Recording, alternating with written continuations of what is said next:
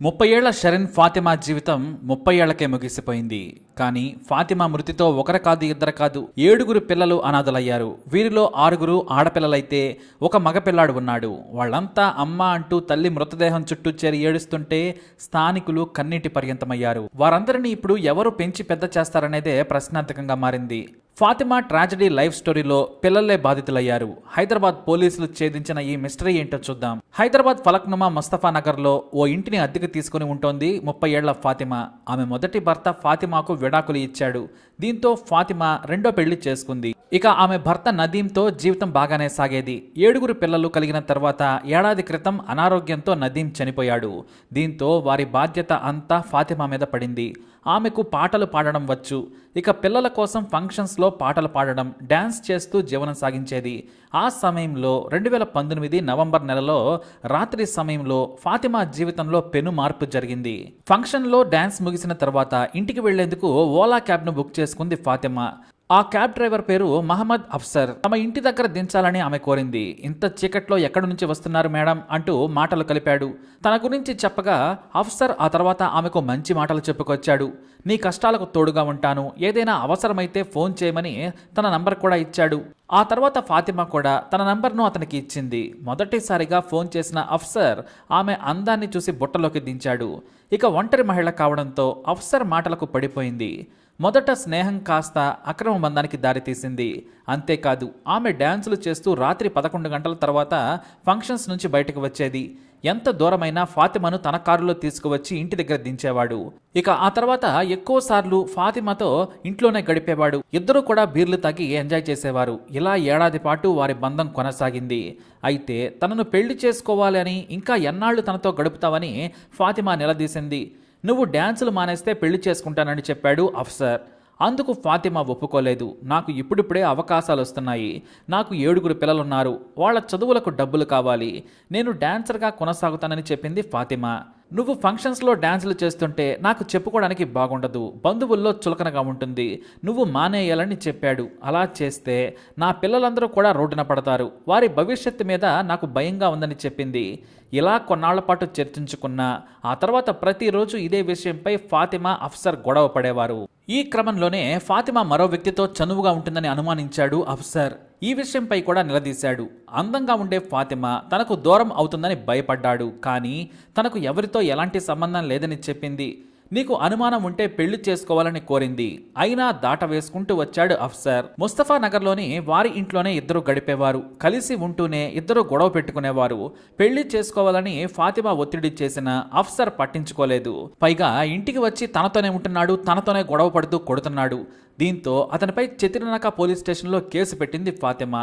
ఆ తర్వాత పోలీసుల సమక్షంలో ఇద్దరు రాజీపడి సమస్యను పరిష్కరించుకున్నారు. నాటి నుంచి ఇద్దరి మధ్య నమ్మకం సన్నగిల్లింది. తనను కాదని వేరే వ్యక్తి దొరకగానే ఫాతిమా తనను దూరం పెడుతుందని కక్ష పెంచుకున్నాడు అఫ్సర్. అయితే తన పాత ఇంటి నుంచి కొత్త ఇంట్లోకి మారేందుకు ప్లాన్ చేస్తోంది ఫాతిమా. అప్పటికే ఒక ఫ్లాట్ను అద్దెకి తీసుకుంది. అందులో పిల్లల కోసం ప్రత్యేకంగా ఫర్నిచర్ను చేయిస్తోంది.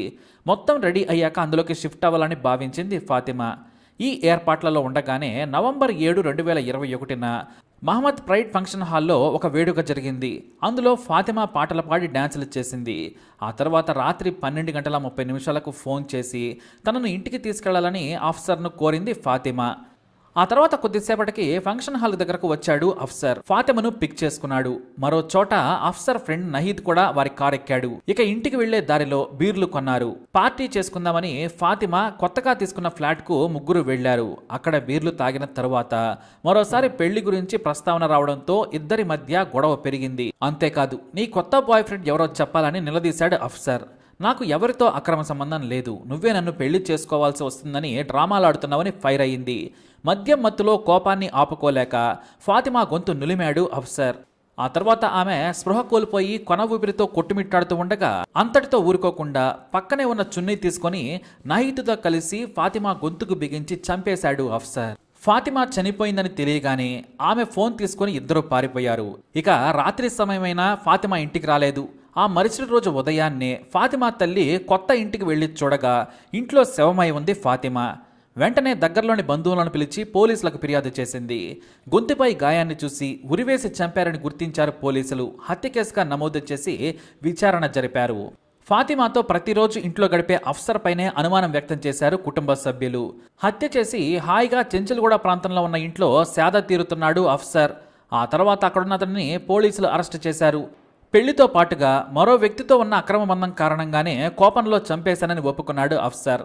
ఇక అతనే హత్య చేశాడనడానికి ఇంట్లో బీరు సీసాలపై వేలిముద్రలు, దగ్గరలోని సీసీ కెమెరా ఫుటేజ్తో పాటు హత్యకు వాడిన చున్నీని కూడా పోలీసులు స్వాధీనం చేసుకున్నారు.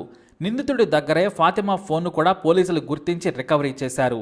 మరో నిందితుడు నహీద్ను కూడా అరెస్టు చేశారు పోలీసులు. అయితే కేవలం ఫాతిమా మరో వ్యక్తితో శృంగారంలో పాల్గొంటుందనే అసూయతోనే హత్య చేసినట్లు పోలీసులు తేల్చారు. ఫాతిమా మరణంతో 7 పిల్లలు అనాథలయ్యారు. అంతా చిన్నపిల్లలే కావడంతో వారి కన్నీళ్లను చూసి అంతా గుండె లవిసేలా రోధిస్తున్నారు. ఒక హత్య 7 పిల్లల జీవితాలను నాశనం చేసింది. మరి ఫాతిమా కేసుపై మీ అభిప్రాయాన్ని కమెంట్ ద్వారా తెలియజేయండి. అలాగే ఇలాంటి ఇన్ఫర్మేషన్స్ కోసం ఈ వీడియోని లైక్ చేయండి, షేర్ చేయండి, మా ఛానల్ని సబ్స్క్రైబ్ చేసుకోండి. संडे नाइट को फलकनुमा PS लिमिट्स मुस्तफ़ा नगर में एक खातून की सस्पिशियस सर्कमस्टेंसेस में उनका मौत हुआ। उस लेडी का नाम है शरीन फातिमा, 32 ईयर्स ओल्ड, वही मुस्तफ़ा नगर में रहती है। वो फंक्शंस में गाना गाना और डांस करके जीती है। उनके पहले हस्बैंड का इंतकाल हो गया और उनके बच्चे भी हैं, और एक आदमी से वो लिव इन रिलेशनशिप में है, मोहम्मद अफसार, कैब ड्राइवर, चंचलगुड़ा का रहने वाला। और इन दोनों में बहुत दिन से थोड़ा झगड़ा भी हो रहे थे। वो उसको शादी करने के लिए उनको प्रेशराइज कर रही है, वो इनकार कर रहा है। सैटरडे नाइट को लंगर हाउस में एक फंक्शन में गाना गाने के लिए गई। वहाँ से ये अफसार और उनका दोस्त नाहिद दोनों लेडी को वहाँ से पिकअप करके मुस्तफ़ा नगर में लाए, और रात को दोनों के बीच में झगड़ा हुए।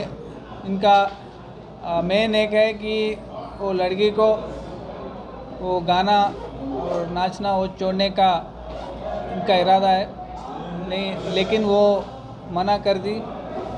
और दूसरा उनका सस्पिशन भी है कि उसको औरों के साथ भी कुछ रिलेशनशिप है, और इनका लेडी का है कि वो उसे शादी करे।